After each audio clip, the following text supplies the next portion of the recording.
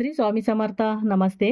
ज्योतिष kitchen and रेसिपीमध्ये आपले सगळ्यांचे मी अगदी खूप खूप मनापासून स्वागत करते. इथे हा मस्त ताजा ताजा लाल माठ कुटून आणला आहे आणि ह्याची पातळ भाजी करणार आहे. आणि ते स्वच्छ हा धुवून घेतला आहे 2-3 वेळा आणि त्यामध्ये ना हे वाटाणा आणि शेंगदाणा घालणार आहे. छान अशी पातळ भाजी बनवणार. इथे सगळ्यात पहिला मी आधी भाजी कापून घेते, चिरून घेते. इथे मी भाजी चिरायला घेते. इथे विळी आहे ना मस्त अशी ओट्यालाच लावून घेतली आहे. त्याच्यामुळे उभ्या उभ्या पण आपल्याला पटकन असं कामं करता येतात. आहे खोबरं किसायचं असेल किंवा काही कांदा कापायचं असेल, काही चिरायचं असेल, आधी एवढी भाजी कापून घेते आणि दाखवते कशी लावली आहे ती ओट्याला विळी. ही इथे लाल माठ चिरून घेतलं आहे आणि ही विळी दाखवते बघा. मस्त अशी विळी आहे.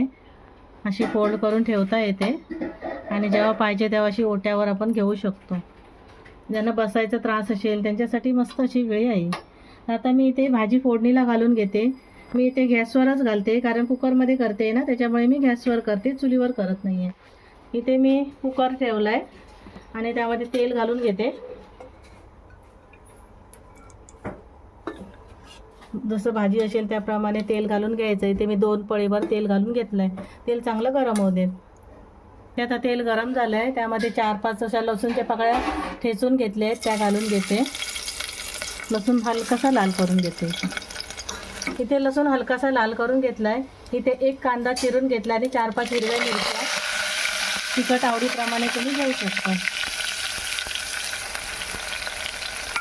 खूप मस्त अशी भाजी होते ही पातळ भाजी लाल माठाची. नेहमी आपण कशी सुकी भाजी करतो.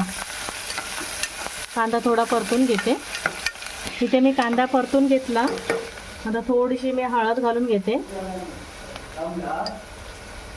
आणि वाटण घालते. कांदा खोबऱ्याचं भाजून घेतलेलं वाटण आहे. जास्त नाही घालत आहे, फक्त 2 ते 3 चमचे एवढं, जास्त नाही घालायचं. आणि ते पण परतून घेते 1-10 मिनिट. असं वेगळ्या प्रकारे भाजी आहे. इथे वाटण घातलं. आता जो हे लाल माठ चिरून घेतलेला ना तो घालून घेते. इथे लाल माठ सर्व घालून घेतलं आणि 1-10 मिनिट असं मी कांद्यामध्ये परतून घेते तेलामध्ये.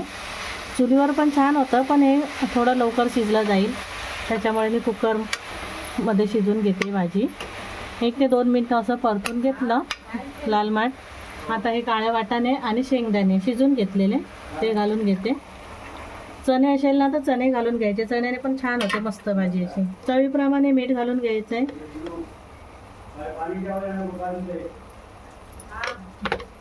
आणि मिक्स करून घेते. व्यवस्थित असं मिक्स करून घेतलं. मीठ घालून पाणी घालून घेते मी, जेवढं घट्ट पातळ पाहिजे तशी. असं भाजीला पण पाणी सुटतं, त्याच्यामुळे पहिलं जास्त पाणी नाही घालून घ्यायचं. असं इतपत मी पाणी थोडंसं घालून घेतलं, 1 ते 1.5 ग्लास एवढं.